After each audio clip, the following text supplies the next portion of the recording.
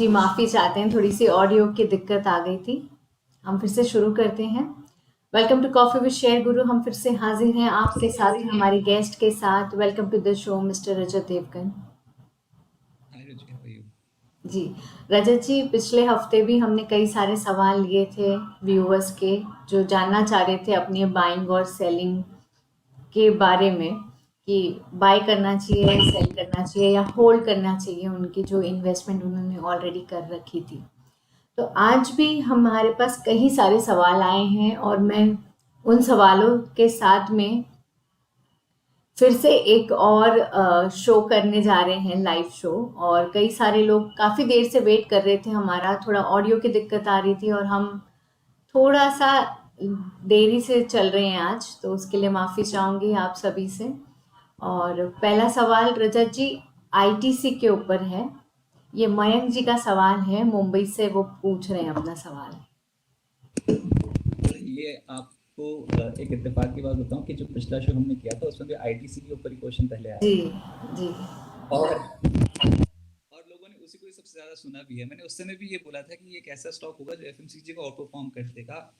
FMCG में अभी ITC और एचयूएल, गोदरेज कंज्यूमर, ये तीनों ही स्टॉक्स बहुत बेहतरीन लग रहे हैं। अब देखिए, जब पिछली बार हमने बात शुरू करी थी तो उतना खराब डेटा नहीं था, थोड़ा बाउंस देखने को मिल रहा था निफ्टी पे, पर निफ्टी अचानक से टूटा और 14,350 पे जाके 14,350 360 के आसपास जाके उसने बहुत अच्छा सपोर्ट बनाया था और वो बेहतरीन दिन था। इनफैक्ट इस हफ्ते अच्छी खरीदारी देखने को मिली और जैसे रुचि भी हम बात कर रहे हैं तो अभी सुप्रीम कोर्ट का मॉरेटोरियम में जो फैसला आया वो बहुत इंपॉर्टेंट ट्रिगर है।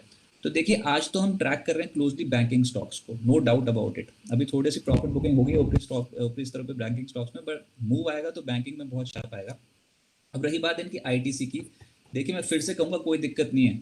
डीमर्जर की खबर इसके साथ जुड़ी हुई है, अभी कंफर्मेशन बिल्कुल नहीं है, पर बाजार हर उस खबर को पहले भापने की कोशिश करता है जहां पर पोटेंशियल रिवॉर्ड बहुत ज्यादा देखने को मिलता है। आईटीसी ने और पूरे एफएमसीजी इंडेक्स ने बेहतरीन प्रदर्शन किया है पिछले, अगर 2-3 दिनों की बात, दो ट्रेडिंग सेशंस की बात करेंगे तो आज थोड़ी प्रॉफिट बुकिंग देखने को मिल रही है, पर अभी भी किसी भी डिप में खरीदने लायक स्टॉक है। पिछली बार भी मैंने कहा था कि अगर आपको 190-200 जो केवल आए नहीं उस लेवल पे मिल जाए तो इसको एक्यूमुलेट कीजिए। अभी भी दोबारा से अगर ये किसी भी डिप में आप पोर्टफोलियो में ऐड कर पाए तो इसे कीजिए, पर इसमें शॉर्ट टर्म का नजरिया बिल्कुल मत रखिए। ये एक लॉन्ग टर्म स्टॉक है और टारगेट्स लॉन्ग टर्म के देखने से बहुत मुश्किल हो जाएंगे। अच्छा, लोगों ने ये बहुत डाउट है कि आईटीसी आज तक तो चला नहीं, बहुत स्लो मूवर है, पर ऐसा नहीं होता है मार्केट में। मार्केट में आगे फ्यूचर को फैक्टर इन किया जाता है। तो आईटीसी फिलहाल 224 पे है, किसी भी डिप में ऐड करने लायक स्टॉक है। 215 214 के लेवल पे मिल गया तो बहुत बेहतर, लेकिन शॉर्ट टर्म में 240 और उसके बाद बहुत बेहतरीन लेवल्स दिखा सकता है। साथ में गोदरेज कंज्यूमर और एचयूएल पे भी नजर रखी जा सकती है। जी। रजत जी, अगला सवाल है राकेश जी का। वो उन्होंने अडानी में इन्वेस्ट कर रखा है।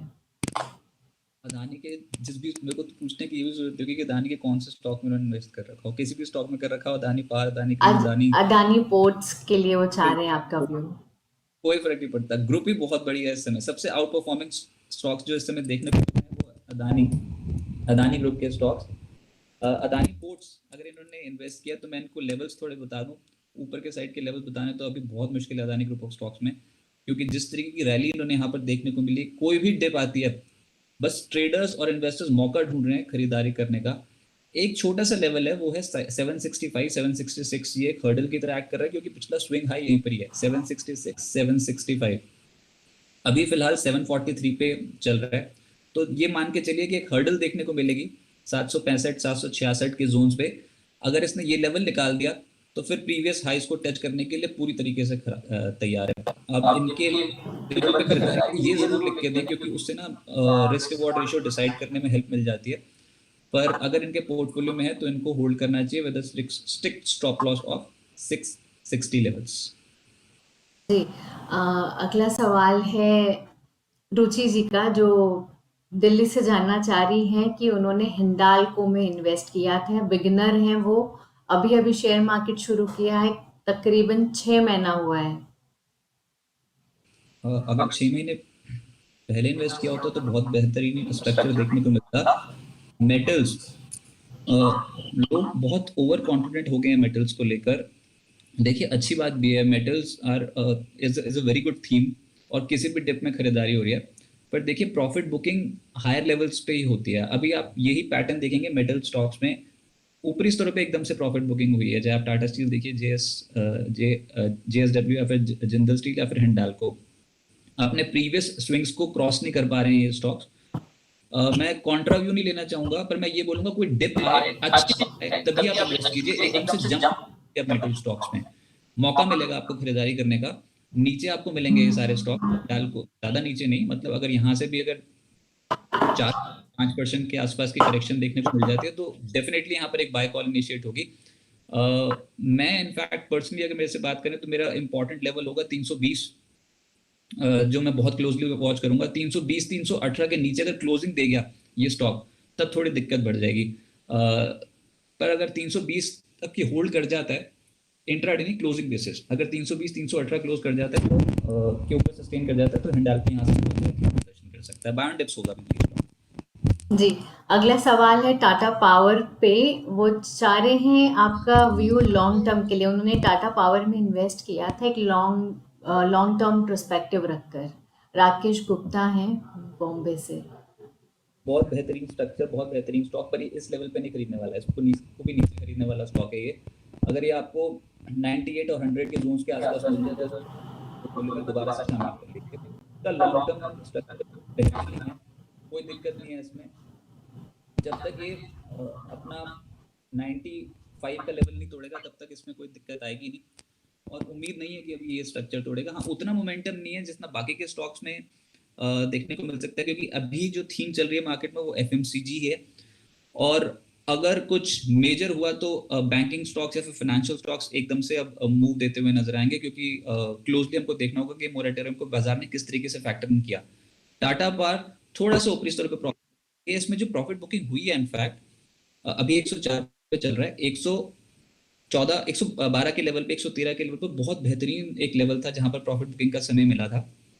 वो मिस कर दिया तो कोई बात नहीं, अब नीचे खरीदारी का मौका मिलेगा। तो 98 के आसपास खरीदिए, 98 100 के आसपास, और 95 का स्ट्रिक्ट स्टॉप लॉस लगाइए। अच्छा स्टॉक है, यहाँ से भी बेहतरीन प्रदर्शन कर सकता है ये स्टॉक। अगला सवाल है राज मनीष जी का। उनके 3 स्टॉक है जिनके ऊपर वो व्यूज़ चाह रहे हैं आपका। एक तो उन्होंने एसबीआई ले रखा है, बीपीसीएल और अपोलो टायर्स। इसमें से देखिए, मैं पहले भी बोल चुका हूँ कि अगर आपने बीपीसीएल में इन्वेस्ट किया तो BPCL is not a momentum player, BPCL will be purely a dividend play. अभी पीछे जो हम एक्सपेक्ट कर रहे थे, पिछले हफ्ते की बात है, मैंने बोला भी था कि ये सरकारी कंपनियां जो होंगी अच्छे डिविडेंड देंगी, और डिविडेंड्स की लड़ियां एक एक लड़ी से एक झड़ी से लग गई है डिविडेंड्स की सरकारी कंपनियों में। बीपीसीएल का डिविडेंड उतना बड़ा आया नहीं, पर आएगा।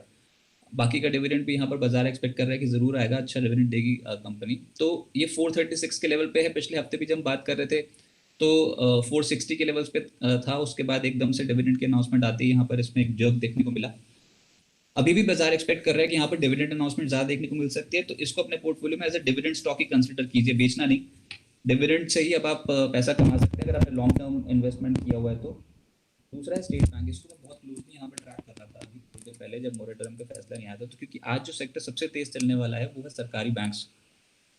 और इनफैक्ट ये हम उम्मीद भी कर रहे थे कि अगर कुछ भी फेवरेबल आ गया बैंकों के लिए तो यहाँ पर एक अच्छी रैली बनती हुई नजर आएगी। अभी सिर्फ ये फैसला है कि जो ज़्यादा एक्सटेंशन मोरेटोरियम को नहीं दिया जा सकता, और एक पर्टिकुलर सेक्टर को भी कंसिडर नहीं किया जा सकता एज अ मोरेटोरियम केस। ब्याज 2 करोड़ तक के लोन के जो ऊपर इंटरेस्ट लग रहा है वो भी माफ करने की बात की गई है, पर उसके बावजूद यहाँ पर बैंकिंग में ऊपरी स्तरों पे आगे थोड़ी सी प्रॉफिट बुकिंग देखना होगा। आज पूरा दिन कैसे निकालते हैं बैंकिंग स्टॉक्स। बट एसबीआई देखिए, अगर इसने इस बार 350 371 के लेवल्स पे, इसने अगर 355 360 ये लेवल्स होल्ड कर लिया एसबीआई ने, तो बहुत बेहतरीन प्ले बन सकता है। गिरता हुआ स्टॉक है 370 पे, 355 का एक स्टॉप लॉस लगाना है और 365 के आसपास खरीदना है। 365 के आसपास खरीदिए, अगर यहाँ पर रैली बन गई तो सरकारी बैंक्स में बहुत बेहतरीन रैली बन सकती है, पर स्ट्रिक्टली क्योंकि गिरते स्टॉक्स में स्ट्रिक्टली जहाँ पर स्टॉप लॉस लगाना होगा आपको 354 355 के आसपास का आपको स्टॉप लॉस लगा कर चलना। और आखिरी में अपोलो टायर, ऑटो में ये बहुत बेहतरीन प्ले नजर आ रहा है अपोलो टायर। अभी भी आज सुबह स्ट्रक्चर एकदम से पॉजिटिव होता हुआ नजर आया 228, यहाँ पर आपको स्टॉप लॉस लगाना है 220, टारगेट बैठेगा यहाँ 235 से 240, निचले से रुपए की अच्छी खरीदारी देखने को मिली अपोलो टायर्स में, खरीद सकते हैं स्टॉक। जी, अगला सवाल है पूजा जी का। वो टाटा स्टील पर आपका व्यूज़ चाह रहे हैं। मेटल्स पे मैं फिर से कह रहा हूँ कि लोग बहुत, इनफैक्ट ट्रेडर्स भी बहुत लीनियंट हो गए थे, एकदम से ऊपर से ऊपर प्रॉफिट बुकिंग देखने को मिली है। बहुत डैमेज होने की संभावना नहीं है, लेकिन हाँ इन लेवल्स पे लेना थोड़ा मुश्किल पड़ रहा है। देखिए अभी हम टाटा स्टील पे ये नहीं कह सकते कि ऊपर से ऊपर प्रॉफिट बुकिंग शुरू हो गई, बहुत ज़्यादा प्रॉफिट बुकिंग देखने को मिलेगी, क्योंकि अभी भी ये 722 जो कल का लो है उसको बचा के बहुत बहुत इंपॉर्टेंट लेवल उसको बचाने की कोशिश कर रहा है। ये वीक होगा 722 के नीचे, पर आज दिन नहीं है मेटल्स का, सो आज मैं नहीं बोल पाऊंगा मेटल्स के लिए। हाँ अगर ये आपको स्टॉक नीचे मिल जाता है, लगभग आपको 720 715 के लेवल्स पे मिल जाता है, तो इसको फिर से खरीदिए। यहाँ पर टाटा स्टील में निचले स्तरों से खरीदारी का मौका मिलेगा, इन लेवल्स पे नहीं खरीदना है टाटा स्टील। रजत जी, मिलिंद जोशी हैं, वो कह रहे हैं आपको फिर से दोबारा देखकर बेहद खुशी हो रही है। अगला सवाल मिलिंद जी का ही है। डिक्सन टेक्नोलॉजी पे वो चाह रहे हैं आपका view. Got splits share now in account. Okay, it's split share, ठीक है। देखिए बहुत बेहतरीन प्ले, लगातार वन वे ट्रैक पर चढ़ता हुआ स्टॉक है। अब थोड़ी सी ऑब्वियसली यहाँ पर जब इतना स्ट्रेच हो चुका है तो प्रॉफिट बुकिंग देखने को मिलेगी। इंपॉर्टेंट सपोर्ट लेवल मैं इनको लॉन्ग टर्म पर्सपेक्टिव दे सकता हूँ। This is not a trading stock, this is investment stock. किसी ने भी इन्वेस्टमेंट की हो डिक्सन टेक में तो उसका पैसा बना ही है, किसी भी लेवल पे की हो तो। अब रिकॉर्ड्स तरह से प्रॉफिट बुकिंग देखने को मिली है, तो important levels to watch out for. पहला लेवल है अभी चल रहा है ये स्टॉक 3,900, तो इनको इंपॉर्टेंट लेवल यहाँ पर रखना है। इनफैक्ट माफ कीजिएगा, यहाँ पर थोड़ा स्प्लिट हुआ है ये स्टॉक, तो मेरे को इसमें दोबारा से लेवल्स देखने पड़ेंगे, पर फिर भी मैं यहाँ पर ये देखने को यही बोलूंगा कि यहाँ पर नहीं लेना है। यहाँ पर डिक्सन टेक में एकदम से बाइंग ना करें। ऊपरी स्तरों पे थोड़ा प्रॉफिट बुकिंग देखने को मिल रही है, तो वेट कीजिए यहाँ पर 4 to 5% करेक्शन, उसके बाद यहाँ पर डिक्सन टेक में दोबारा से व्यू निकल के आएगा। फिलहाल यहाँ पर प्रॉफिट बुकिंग क्लियरली विजिबल है। जी रजत, रजत, जैसे हम पिछली लाइव के दौरान हमने बात की थी कि एक बिगनर्स को किस तरीके से अपने पोर्टफोलियो को शुरू करना चाहिए, तो आज भी हम कुछ बिगनर्स के लिए यहाँ पे चर्चा करना चाहेंगे। हम दूसरे सवाल ज़रूर ले रहे हैं, आप अपने सवाल पूछते रहिए प्लीज़, और अपने नाम और लोकेशन शेयर करिए ताकि हम आपके सवाल बिल्कुल परफेक्टली आपके नाम के साथ सही सवाल दे पाएँ। तो रजत जी, जब बिगनर्स आते हैं तो जैसे बहुत से सवाल आते हैं कॉफ़ी विद शेयर गुरु में कि हमें एक 5,000 या 10,000 के अमाउंट से शेयर मार्केट शुरू करना है, और जब वो विजिट करते हैं कहीं कंसल्टेंसी के लिए या कोई एडवाइज़र के पास, तब उन्हें ये कहा जाता है कि इतने छोटे अमाउंट पे आप कैसे शुरू कर सकते हैं मार्केट। तो ये थोड़ी सी दो सवाल कॉन्ट्राडिक्ट होते हैं बार बार, तो इस पे आपके क्या व्यूज़ हैं? नहीं, वो बिल्कुल सही कहते हैं कि 5,000 के लेवल से शेयर मार्केट में इन्वेस्ट करना, इट्स नॉट दैट बेनिफिशियल। आप फाइनेंशियल, आप ये stock market it's not a trading game, या फिर it's not a daily earning. अगर आप इसको अब सोचोगे कि मैं ऐसे ही 5,000 10,000 रुपये लेके बैठ जाऊँ और उसके बाद मैं डेली यहाँ पर अर्न करना शुरू कर दूँ, तो it's very difficult. Intraday trading होती है, but that is also systematic, वहाँ पर भी बहुत रिस्क मैनेजमेंट की जरूरत पड़ती है।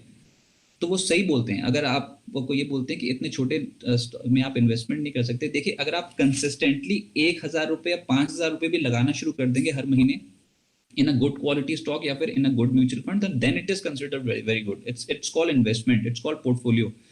बट अगर आप ऐसे बोलें कि मैं बस 5 और 10,000 रुपये लेके आ गया, now I want to try markets, तो वो नहीं हो सकता है। That is very difficult. उसमें वेल्थ तो बनेगी नहीं, वो तो आप इम्पॉसिबल है कि आप उसमें से वेल्थ बना के निकलेंगे। तो वो सही है, बिगिनर्स के लिए एक ही मैसेज होगा कि देखिए 5,000 रुपये भी हैं, तब भी उसको डिवाइड कीजिए। आप यहाँ पर उसको धीरे धीरे करके इन्वेस्ट करेंगे तो वही आप और फिर धीरे धीरे अगर आपकी अर्निंग बढ़ती है तो अपनी अर्निंग का कुछ कंपोनेंट जो है, कुछ हिस्सा out of your total earnings 20-30% you strictly save. आपको आज नहीं पता लगेगा, उसकी वैल्यू आपको 5 से 6 साल बाद, 7 साल बाद पता लगेगी कि अरे यार मैंने तो यहाँ पर सेव करना शुरू किया था एंड इट हैज़ ग्रोन। तो इसको ऐसे में दीजिए कि मैं 10,000 रुपये लेके आ गया या फिर 20,000 रुपये लेके गया मार्केट में, अब now I want to learn markets, वो नहीं हो पाएगा। You need to invest systematically, that is the only message. जी, अगला सवाल है ऋतु का। वो चाह रही है आपका व्यूज। आईआरसीटीसी में उन्होंने निवेश किया था और अब समझ नहीं पा रही है करना क्या है।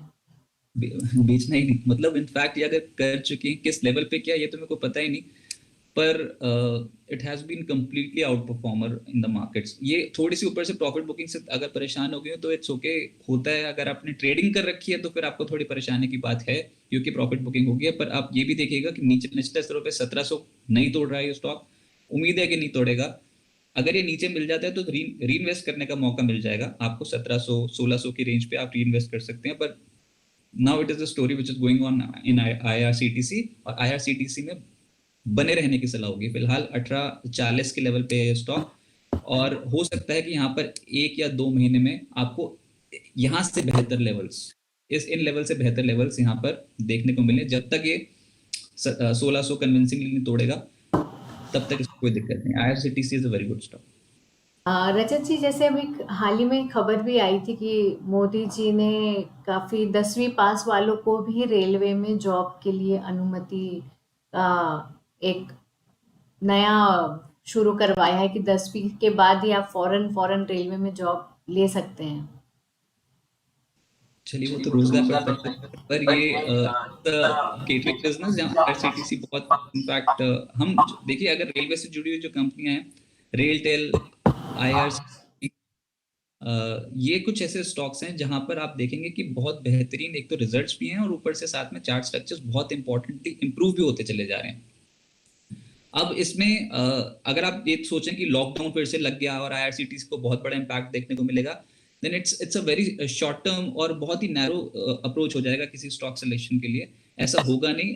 ये इन खबरों की वजह से थोड़ी प्रॉफिट बुकिंग जरूर देखने को मिलेगी, लेकिन over a period of time अगर आप लॉन्ग टर्म इन्वेस्टमेंट करते हैं इन स्टॉक्स में, तो they will be good play in your portfolio. So both IRCTC and RailTel will out perform the main indices जिसमें ये इंक्लूडेड हैं। तो इनमें कोई प्रॉफिट बुकिंग, इनमें कोई सलाह नहीं होगी यहाँ पर, इनफैक्ट बाय ऑन डिप्स की सलाह होगी। और मैं एक अपडेट दे दूं यहाँ पर कि प्रॉफिट बुकिंग जो हम एक्सपेक्ट कर रहे थे मार्केट में, now it is little risk. मैं ये चाहता था कि निफ्टी फिलहाल ऊपरी स्तरों पे टिक जाए। एक छोटा सा अपडेट देना जरूरी है यहाँ पर रुचि, बिकॉज जी। आज प्रॉफिट बुकिंग जो है उस कन्विंसिंगली ऊपर नहीं लेके गई है निफ्टी को। इट हैज टू बी 14,780 के नीचे नहीं आनी चाहिए थी, 14,780 के कन्विंसिंगली नीचे ट्रेड कर रहे हैं। तो हाँ, एक्सपायरी जो हम उम्मीद कर रहे हैं यहाँ पर 15,000 के लेवल के आसपास देखने को मिल सकती है। अभी 14,730 है, पर जो आज का स्ट्रक्चर है उसने भी ट्रेडर्स को थोड़ा सा नर्वस करा है। तो अब देखते हैं यहाँ पर टिकता है कि नहीं। पर buy only Nifty when it crosses 14,400 14,800 level, 14,800 के ऊपर ही खरीदने की सलाह होगी, उससे नीचे नहीं। उससे नीचे there is a trouble for the markets. जी, अगला व्यू मनीष जी चाह रहे हैं। वो केयर रेटिंग लिमिटेड पे आपका चाह रहे हैं व्यू। और दूसरा उनका सवाल है HDFC bank A for short term. पहले के रेटिंग्स की बात कर लेते हैं। के रेटिंग नहीं, मेरा व्यू मैं नहीं दे पाऊंगा, बिकॉज इट्स वन इनको इनफैक्ट इस स्टॉक से निकल जाइए अगर है भी तो। अगर इसको स्टोरी है तो मेरे को पता नहीं, पर फिर भी अभी जिस तरीके का पैटर्न है स्टॉक का, आई विल नॉट रिकमेंड कि इसमें कोई ज़्यादा समय तक आप रुकें भी। देखिए, बाजार में कभी भी कोई भी स्टॉक कभी भी न्यूज़ फ्लो के चलते या फिर बेटर अर्निंग्स के चलते चढ़ जाएगा, पर जब तक पैटर्न इंप्रूव नहीं होता, so we will not recommend any stock to any investor. H D F C bank, very good quality bank. In fact इसमें तो कोई टेंशन नहीं, अगर आपने इसको ले भी लिया तो नुकसान नहीं होगा किसी भी लेवल पे अगर आपने लिया होगा तो। पर ये भी जानना जरूरी है कि what is the exact level to get into. Banks में प्रॉफिट बुकिंग है, आज भी ऊपरी स्तरों पे प्रॉफिट बुकिंग आई है, जबकि आज हो सकता था कि दिन इनके फेवर में चले जाता। प्रॉफिट बुकिंग आई है। अब H D F C bank जो है फिलहाल कोट कर रहा है 1476, 1476। इंपॉर्टेंट ये है कि इसमें 1500 का लेवल कन्विंसिंगली उसके ऊपर जाना जरूरी है। इसने आज अटेम्प्ट ही नहीं लिया 1500 के लेवल पे। आज का हाई है 1499। आप ये देखिए कि इतने नैरो मार्जिन से छोड़ा है। इस हफ्ते का हाई माफ कीजिएगा 1500 का ही है। तो जब तक 1500 के ऊपर नहीं निकलता ये स्टॉक, आपको इसमें एंट्री नहीं लेनी है। 1500 के ऊपर निकलेगा तो देन देयर आर चांसेस कि हाँ यहाँ पर दोबारा से रैली बन सकती है। तो 1500-1520 इस लेवल को अपने ध्यान में रखिए। इसके ऊपर निकलता है तो दोबारा से पोजीशन बनाइए, और उस केस में आपका जो स्टॉप लॉस रहेगा वो सिर्फ 1450 का रहेगा। तो wait for another 50 rupees, 40-50 rupees in HDFC bank, और उसके बाद उसमें लॉन्ग कॉल ले सकते हैं। जी, अगला सवाल है HCL पर। मनीष जी पूछ रहे हैं HCL पर क्या व्यूज हैं आपके? HCL, you said HCL Technologies? जी, HCL। यस, HCL Technologies बहुत बेहतरीन प्ले है। देखिए FMCG के बाद कोई सेफ प्लेस में मार्केट में हो रहा है तो दैट इज IT। HCL के साथ एक प्रॉब्लम है कि ये कन्विंसिंगली 1000 के ऊपर नहीं टिकता है। इस बार भी ऐसे हुआ, it went to 1025, 1024 and then there is a profit booking, पर अभी भी ट्रेंड इंटैक्ट है। सो जब तक ये फिलहाल चल रहा है 973, ये मैं बता दूं अपने व्यूज को, 973 चल रहा है। जब तक कोई भी डिप नहीं आता, कोई भी मेजर ब्रेकडाउन ना हुआ, दैट इज 940, 950, इन जोन्स को नहीं तोड़ता, तब तक HCL tech will be a buy. So आप अभी भी इन लेवल्स पे भी ले सकते हैं, पर you need to follow a strict stop loss of 940 and you can take a position and it will again go to 9 above 1000 level. तो आप HCL टेक में एक्सपोजर ले सकते हैं। आज नहीं है दिन, लेकिन हो सकता है 1 या 2 दिन में दोबारा से रैली अपवर्ड साइड पे दिखाता हुआ नजर आए। राज का सवाल है गोदरेज प्रॉपर्टीज को लेकर। देखिए प्रॉपर्टी सेक्टर में सबसे बेहतरीन प्लेयर, वो भी डेरिवेटिव में इस समय गोदरेज प्रॉपर्टीज कंप्लीटली ये DLF को आउट परफॉर्म कर रहा है, एंड दैट इज अमेजिंग जिस तरीके की स्ट्रेंथ इस स्टॉक ने दिखाई है। तो you can take an exposure, इसमें नो डाउट। इसमें तो जिसने कल पोजीशन बनाई हो उन्होंने तो बहुत मिंट कर लिया पैसा, क्योंकि कल ये 1320 पे मिल रहा था, आज ये 1420 पे मिल रहा है, 1410 पे, माफ कीजिएगा। यहाँ से भी अपसाइड पोटेंशियल खुला हुआ है स्टॉक में। अब थोड़ा रिस्क रिवॉर्ड रेशियो आपके फेवर में नहीं है, डिप मिल जाए तो दोबारा खरीदिए, इसको खरीद सकते हैं स्टॉक को, पर किसी भी लिहाज से 1300 का लेवल दोबारा से, इनफैक्ट 1380 के लेवल पे अगर ये मिल जाता है तो इसको दोबारा से पोर्टफोलियो में ऐड किया जा सकता है with a stop loss of 1340, और उसके बाद दोबारा से आपको यहाँ पर एक रैली अपवर्ड साइड पे रैली बनती हुई नजर आएगी। तो Godrej property is a better play in the markets, इसको आप कंसिडर कर सकते हैं। धीरज जी पूछ रहे हैं BPCL उन्होंने बाय किया 235 पे, ब्रॉड किया 7 और अब उनके पास रह गए 4 शेयर्स, क्या करना चाहिए? नहीं, 235 पे लिया है जी, बहुत बेहतरीन है, फिर तो उनको रखना चाहिए। अब तो इनके पास डिविडेंड आने शुरू हो गए। ये स्टॉक 435 का चल रहा है, अगर उन्होंने 235 पे लिया तो देयर इज नो हार्म। अब डिविडेंड का मौका है, तो आप डिविडेंड लीजिए। अब आराम से सरकार डिविडेंड देने को तैयार है, तो आप लीजिए। आप लॉन्ग टर्म इन्वेस्टर हैं। 235 मुझे नहीं पता उन्होंने कब लिया, पर ये 235 का लेवल इस स्टॉक में तो इनफैक्ट पैंडेमिक पीरियड में भी नहीं आया था। So the rate might be something else, या फिर उनको बहुत ही पहले इन्होंने कहीं रखा हो तो दैट इज ओके। पर ये बहुत ही लॉन्ग टर्म इन्वेस्टर लग रहे हैं, तो इनको कोई दिक्कत नहीं है, इनको अपने पोर्टफोलियो में रखना चाहिए BPCL। अगला सवाल है सेंटेक पे आपका क्या व्यूज है? ये रजत, इन्होंने सेंटेक को काफी बार बाय सेल कर कर और अब जाकर अटक चुके हैं स्टॉक में। ये है, हमारे पास सवाल आया है राज का लखनऊ से।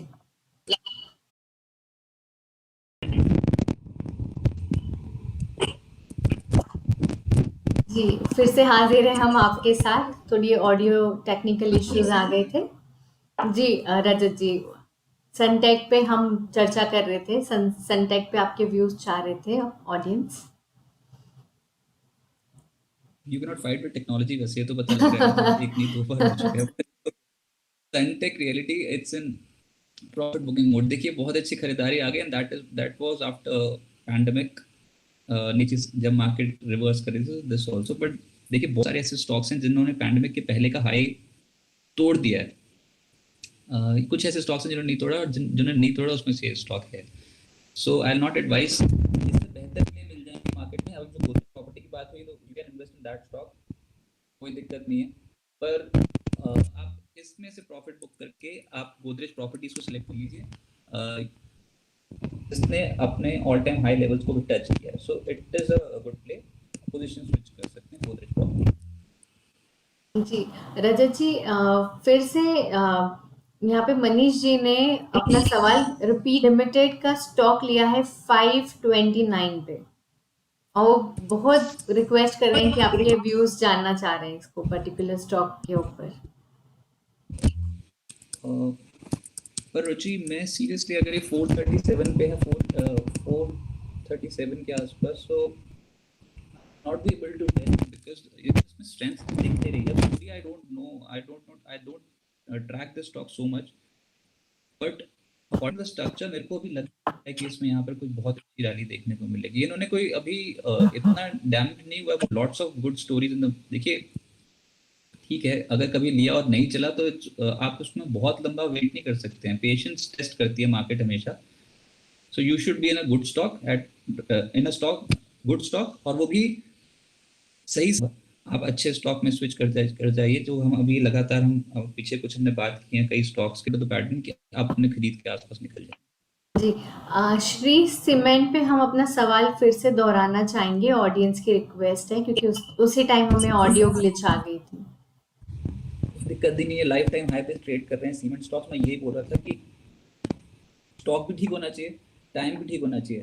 पीसीसी, अल्ट्राटेक, अंबुजा, इनमें से अगर कोई आ गई किसी की भी, तो अभी तक तो कोई प्रॉब्लम है नहीं, और उम्मीद यही है कि किसी भी डिप में आप करेंगे तो इन्वेस्ट, तो अब बेहतर रिटर्न देखने को मिलेंगे. तो cement sector as a sector to be है. कि सीमेंट 27,550 के लेवल पे इस समय ट्रेड कर रहा है. बहुत बेहतरीन प्ले है. थोड़ी प्रॉफिट बुकिंग जरूर होगी हाई लेवल्स पे. मैं फिर कहूंगा कि बायन टिप्स का कैंडिडेट है. जब तक ये यहाँ पर 26,000 का लेवल नहीं तोड़ता, तब तक इसको एक्यूमुलेट किया जा सकता है. आज के दिन भी बहुत बेहतरीन लग रहा है. तो आप ये समझिए कि इसमें अगले कुछ हफ्ते या फिर अगले कुछ महीने इस स्टॉक को कंसिडर किया जा सकता है. Shree cement is a better.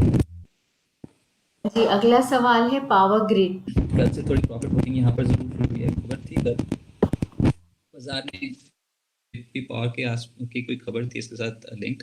Power grid 233 पे बहुत स्टिफ रेजिस्टेंस है, इसके ऊपर नहीं निकलता है.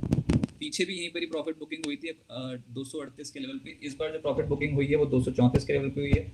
फिलहाल 220 पे ट्रेड कर रहा है. सो it will trade in a very tight range as of now. ये नहीं निकलेगा, और जब ये 230 235 का लेवल कन्विंसिंगली क्रॉस करके क्लोज कर जाए, तभी यहाँ पर इन्वेस्टमेंट के सलाह होगी. और अगर दोबारा लेना है तो इसको आप वेरी नियर टू 210 लेवल्स ले सकते हैं. उससे पहले स्टॉक को भी हाथ मत लगाइए. 210 के आसपास या फिर 212 के आसपास फिर भी लिया जा सकता है. उस केस में 200 के आसपास, 203 204 के आसपास का स्टॉप लॉस लगाना होगा. 210 के आसपास खरीदिए स्टॉक को. फिलहाल 220 पे चल रहा है. जी, आज का आखिरी सवाल सन फार्मा पे है। देखिए पिछले कुछ दिनों में आप फार्मा स्टॉक्स की स्टडी कीजिए. यहाँ पर कुछ स्लाइड साइंस ऑफ एक्यूमुलेशन देखने को मिलते हैं. पिछली बार जब बात हुई थी पिछले शो में, तो कहते हैं कि फार्मा एक ऐसा सेक्टर है जो लगातार टूटता चला जा रहा है. अब हर चीज टूटने के लिए नहीं होती. बाजार में कहीं ना कहीं पे कोई ना कोई लेवल पे जरूर वैल्यू देखने को मिलती है किन्हीं स्टॉक्स में. अब सन, सिप्ला और डॉक्टर रेड्डीज और डेविस, ये कुछ ऐसे स्टॉक्स हैं जहां पर पहले खरीदारी के कुछ स्लाइड साइंस देखने को मिले हैं. They are not out of woods. ऊपरी स्तरों पे प्रॉफिट बुकिंग देखने को मिलेगी, लेकिन ऊपरी स्तरों पे फिलहाल जैसे सन है 580, तो वेरी क्लियरली यहाँ पर 560 के लेवल्स पे खरीदारी देखने को मिलती है. तो 560 से 570 80 ये एक्यूमुलेट करने के जोन्स हैं. एक्यूमुलेट कीजिए. बेचना ये तो 610 620 के आसपास बेचिएगा स्टॉक को. ऐसे ही रेड्डीज, डॉक्टर रेड्डीज में भी निचले स्तरों पे खरीदारी करने का मौका.